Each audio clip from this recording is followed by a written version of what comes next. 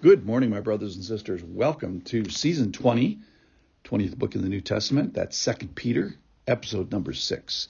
Today's title is God is in the rescue business. So we're going to ask a big question today. Here it is. Can God rescue the godly from trials? The answer is going to be yes. So can he bring us safely through?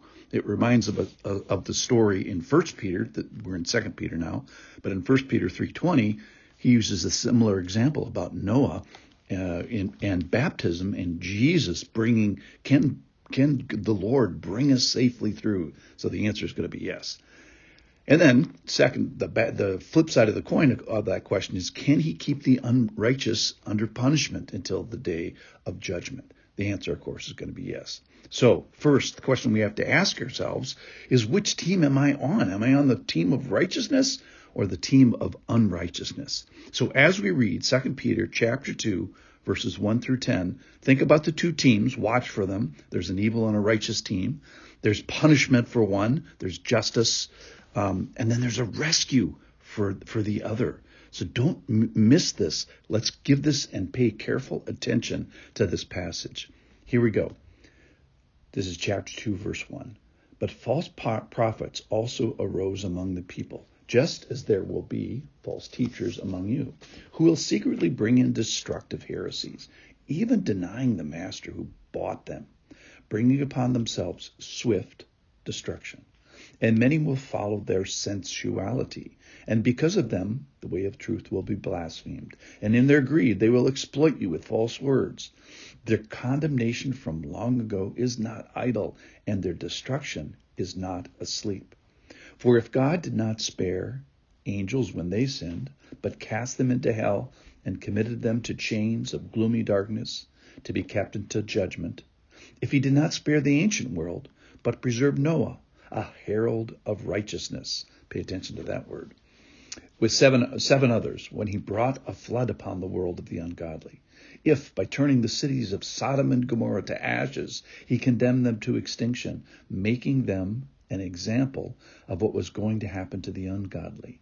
And if he rescued righteous Lot, greatly distressed by the sensual conduct of the wicked, for as the righteous man lived among them day after day, he was tormenting his righteous soul over their lawless deeds that he saw and heard.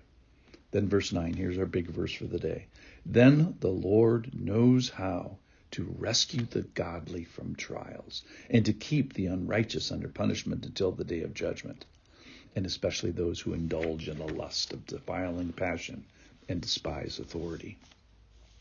All right, so let's just go over some theology here. So compared to God, no one is on the righteous team. Nobody. All fall short. But here we find that there's a group, a family, an elect, a chosen who are preserved. So how is there a righteous team? How'd they get that way? Well, same way as always, same way as by Abraham, and that is by faith. So he uses two examples here, Noah and Lot, as people being righteous. In fact, Noah is described as a herald of righteousness. He's an example of all those that are going to come. So this herald of righteousness, herald means a proclaimer. He's a trumpet shell is how it's literally translated. So he's the vehicle that righteous people, that this concept of righteous rescue is going to be announced. So we should pay attention to Mr. Noah and Mr. Lot. So here's the point about them, is they're both specifically imperfect people. Read the Old Testament. You'll see that's one of the great things about reading the Old Testament. They are imperfect people who come to receive an imputed righteousness that is by faith. And he's a herald that there's a rescue boat that's coming, and he announces, in a sense, Jesus. So here's the bad news. The contrast of this is there's false prophets, false teachers.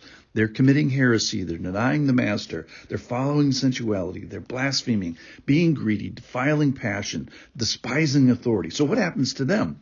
Well, the Lord is going to bring them to swift destruction. Their condemnation from long ago, all these Old Testament stories, God's not mocked. Those are still active.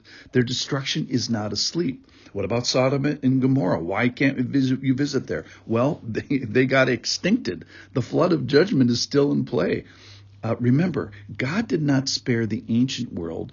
And if we do the same as what they did, then what person would say that, this time it's going to be different? God didn't even spare the angels, he said. So he makes an example of Sodom and Gomorrah. For who?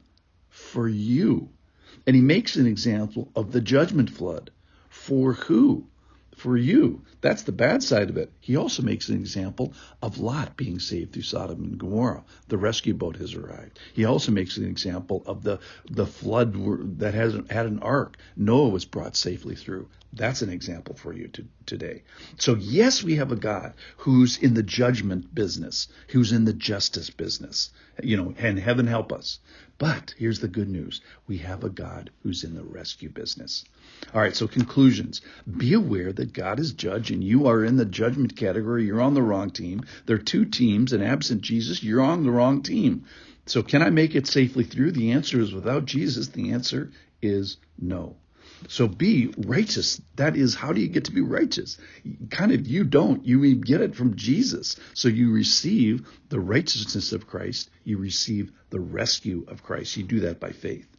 And then be Noah in the story. So be a herald of righteousness. Receive God's mercy. Can I make it safely through and be rescued by Jesus? The answer is yes. All right, and if you have received Jesus, then be distressed over sin, the sensual conduct of the wicked, and maybe the sensual conduct of yourself.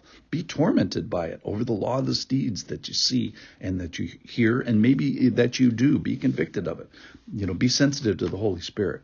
And then finally today, and let's camp on this, the Lord knows how to rescue the godly from trials. God is in the rescue business. Let's celebrate that. Thanks for listening.